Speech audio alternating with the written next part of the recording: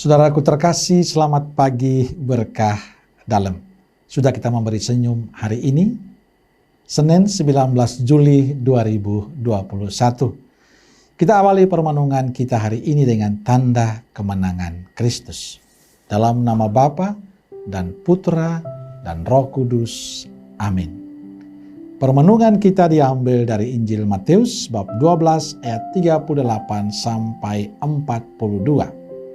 Salam sukacita, salam sehat, dan jangan lupa untuk selalu bahagia. Saudaraku terkasih, kita mendengar kisah Injil hari ini tentang beberapa ahli Taurat dan orang Farisi meminta tanda dari Yesus. Guru, kami ingin melihat suatu tanda daripadamu. Jawab Yesus, angkatan yang jahat dan tidak setia ini menuntut suatu tanda.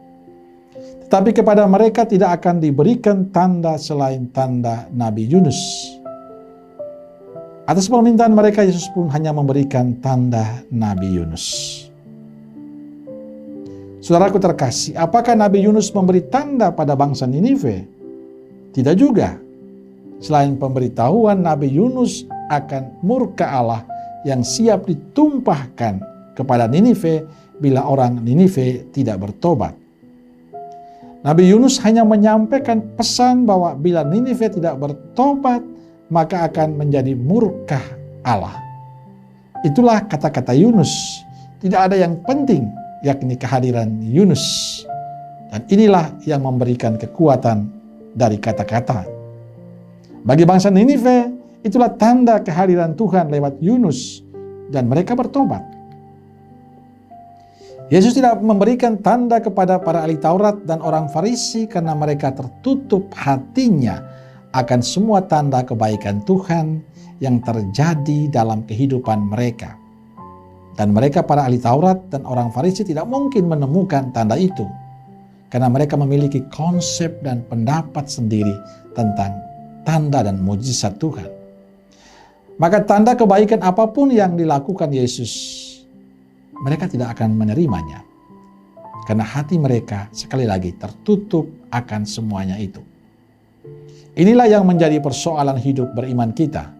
Kadang dalam kehidupan beriman kita menuntut tanda dari Tuhan. Kadang kita berdoa, dalam doa-doa kita sering kita memprotes Tuhan karena tidak mengabulkan doa-doa kita. Bagaimana kita bisa melihat tanda dan kebaikan Tuhan kalau kita sudah mempunyai konsep sendiri dan minta Tuhan menuruti apa yang kita pikirkan?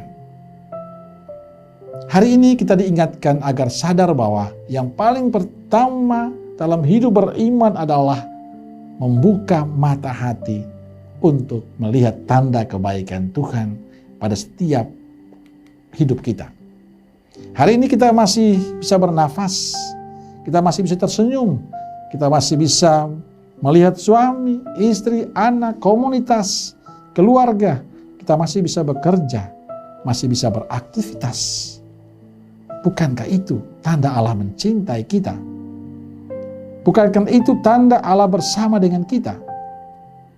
Saudaraku terkasih, saya ingin mengajak kita semua untuk mensyukuri apapun yang kita terima dari Tuhan setiap saat.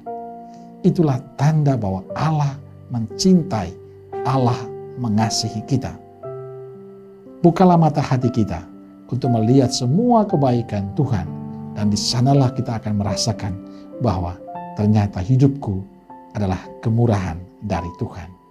Semoga dalam setiap tarikan nafas kehidupan kita, kita merasakan bahwa Allah hadir bersama dengan kita dan memberkati kita.